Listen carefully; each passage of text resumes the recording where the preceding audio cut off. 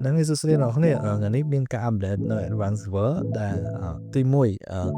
គេបានបក agro បកខៀវនេះចេញបាត់ហើយគេបានចូលមកវិញជាមួយនឹង item ថ្មីឈ្មោះខ្ញុំអានឈ្មោះវាថា CP តែ agro CP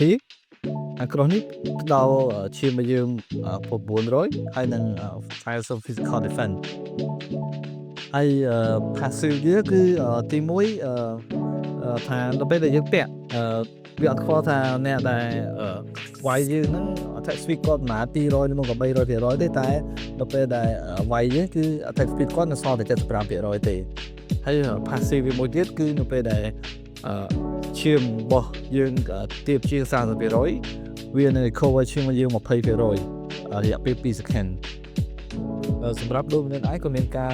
កែសម្រួលដែរដោយឥឡូវនៅពេលដែលយើង build វាគឺវាបូកឲ្យយើងនៅ physical defense ចំនួន40និង magic defense ចំនួន40ហើយនឹង moving speed ចំនួន5សម្រាប់ passive របស់វាវិញ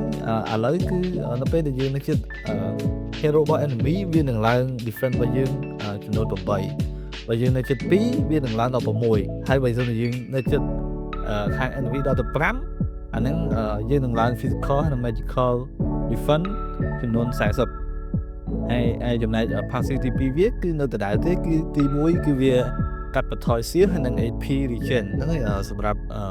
Guardian Helmet ឬមកកុំឡើងឈាមហ្នឹងគឺវានៅបូកដដែលទេគឺទី1វាបូកឈាមមកយក 1800 ហើយនឹង20 HP regen ហើយសម្រាប់ passive វាទី1គឺនៅរក្សាដដែលគឺវានឹង recover ឈាមមកយើង 2.5% នៃឈាមសរុបរបស់យើងនៅពេលដែលយើងចេញពី team fight ហើយក៏ប៉ុន្តែវាមានការបន្ថែមមួយគឺpassive របស់អាវក្រពកខៀវចាស់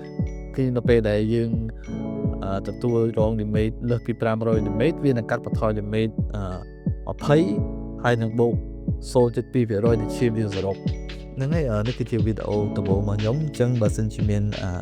ការខ្វះខាតអីសូមជួយ comment និងឲ្យបេះដូងនៅខាងក្រោមទាំងអស់គ្នា